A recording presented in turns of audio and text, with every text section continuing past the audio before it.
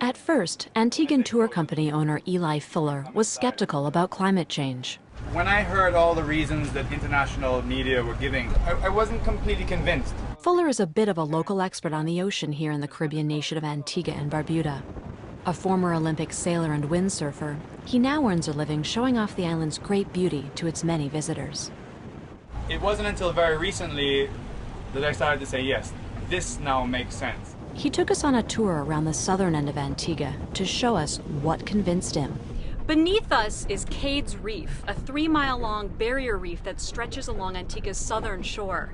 In recent years, it's been totally devastated, leaving the shoreline much more vulnerable to rising sea levels and storms. It happened, like I said, so quickly that you went from having what looked like an underwater jungle, like something you'd see in the Amazon forest, to being complete wreckage. I mean, just carnage. It's not just happening here in Antigua. In the last few years, coral reefs across the Caribbean have broken down and died off. An ecological disaster with many causes: development, overfishing, water pollution. But also blamed are rising water temperatures, increasingly violent weather, and more carbon dioxide in the atmosphere, which many scientists say are linked to climate change. And climate change isn't just destroying the coral reefs in the Caribbean, many people say. It's also causing sea levels to rise and violent weather, which in turn is eroding the beaches. And the warm weather and water temperatures are affecting the plants, animals, and fish. They are complex environmental problems, and local scientists we spoke to said they just don't have the data to say for certain what's going on.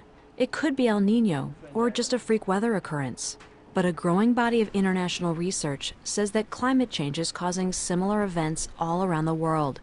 And many local officials in the Caribbean are convinced that climate change is to blame here too. I think climate change is going to affect all of us. We're seeing changes in weather patterns over the last 8 or 10 years. I think it's no secret that we've had bigger and stronger hurricanes. We see the erosion of our beaches. In front of us here, this is OJ's Beach Bar. Eli Fuller showed us some of those eroding beaches. This beach has been hit very hard by coastal erosion. OJ's Beach Bar has turned into OJ's Rock Bar because OJ had to put rocks along the shoreline to stop his bar from falling into the sea. Over here on the beach to my left, you know, this little tiny beach doesn't have much to play with. And when you all of a sudden get more wave action on the beach, you have more erosion, and all of a sudden the hotel guests over there don't have a beach. And so our economy is really definitely directly affected by the various effects of climate change. Antigua's economy is overwhelmingly dependent on its wealthy visitors. Some 60% of its GDP comes from tourism. And so if climate change brings more eroding beaches and dying coral, and thus fewer tourists, that could spell economic trouble for this tiny country. Antigua isn't alone in sounding the alarm on climate change. Countries in the Caribbean and around the world have formed the Alliance of Small Island States. They say climate change is coming, and it will affect them the most. The small island developing states are not responsible for what is happening, but our survival is being threatened. The Alliance of Small Island States is chaired by Grenada, another small Caribbean nation about 350 miles south of Antigua. Grenadian officials also ticked off a list of environmental issues they're dealing with: violent weather, erosion, and warmer than usual water temperatures that are making the fish harvest unpredictable. Fishing is an important source of income, not to mention food, here in Grenada. We stopped in the fishing village of Soubise on Grenada's eastern coast, where the sea is lapping against these homes, and met fisherman Oliver Noel. We asked him how the fishing was going. No, not doing well. Fishing them not hauling.